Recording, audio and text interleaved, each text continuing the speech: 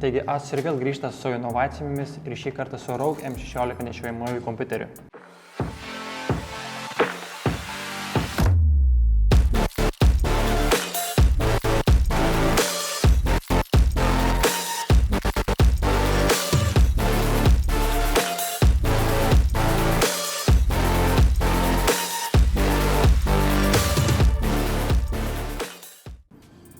Dėžėje randame kompiuterio baterijos krovimo laidą, keletą popierių ir žinoma patį Asus M16 kompiuterį.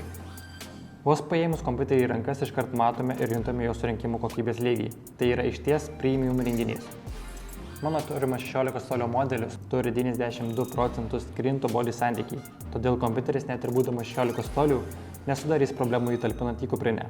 Ekranas taip pat palaiko 16:10 santykį.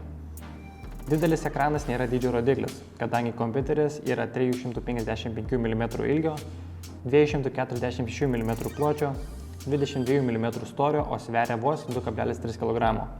Taigi, o dabar pakalbėkime apie tai, kuo šis kompiuteris išskiria iš kitų. Bene labiausiai matomas skirtumas - tai kompiuterio dizaine implementuota Anime Matrix technologija. Tai yra atvaizdavimo modelis sudarytas iš individualių 1711 mini LED lempučių esančių kompiuterio korpuse. Ekrane galime atvaizduoti animacijas, vaizdu reaguoti į klausomos muzikos signalus, atvaizduoti sistemos pranešimus, tokios kaip baterijos būsena, data, laikas ar įspėti apie gautus elektroninius laiškus. Anime Matrix bei kompiuterio apšvietimo ir kitus nustatymus galite koreguoti Armoury Crate programoje.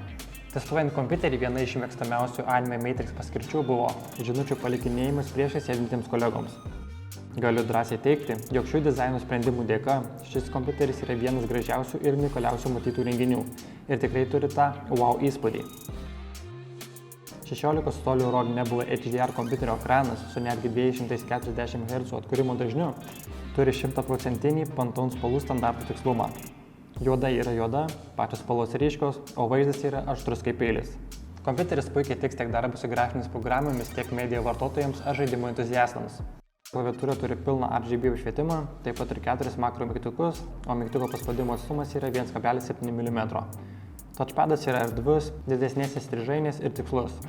Kompiuterio šonuose yra viena Thunderbolt 4 jungtis, 2 USB 3.2 Type-A jungtys, viena HDMI 2.1 jungtis, audio 3,5 mm combo jack, viena USB Type-C jungtis ir micro SD kortelių skaitytuvo anga. Kompiuterį sudaro 6 kolonėlės, todėl garso kokybės jaudintis tikrai nereikia.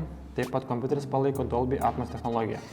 Viršuje esanti 1080p Full HD kamera su infrared ne tik užtikrins gerą vaizdo kokybę vaizdo pokalbio metu, bet ir kompiuterio saugumą, palaikydama Windows Hello veido atpažinimo funkciją. Kompiuteris taip pat talpina 90 Wh bateriją, tad dirbti ant laido tikrai neteks. Kompiuteris galite rinktis iš modelių iki 13 kartos Intel Core i9-13900H procesoriaus, Nvidia RTX 4090 vaizdo kortos, DDR5 operacinės atminties bei žinoma 2 TB SSD talpos. Tai yra išties žvėriški nustatymai nešiojamam kompiuteriui. Asus taip pat pristato ir savo naują ROG Intelligent vėsinimo sistemą. Kompiuterio procesoriaus vėsinimui naudojamas yra Liquid Metal, kuris palaiko temperatūrą netgi iki 10 laipsnių žemesnė nei įprasta termopasta. Viduje priklausomai nuo kompiuterio modelio iki 6 vamzdžių vėsinančių kompiuterio komponentus.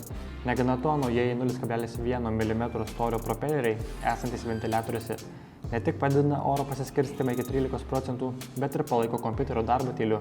Patikrinau ir kaip kompiuteris sudoroja su naujausiais žaidimais. Ir nenuostabu, rezultatas nustebino.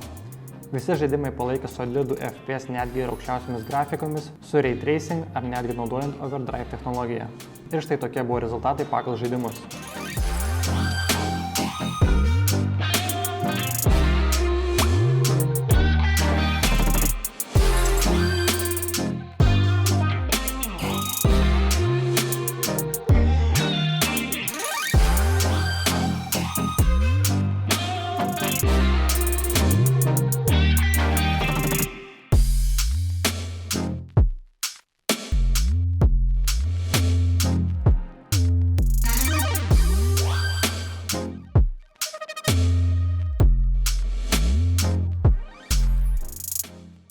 Taigi bendrai Asus M16 turi viską – dizainą, kokybę, našumą ir puikiai tiks tiek darbui, tiek pramogoms.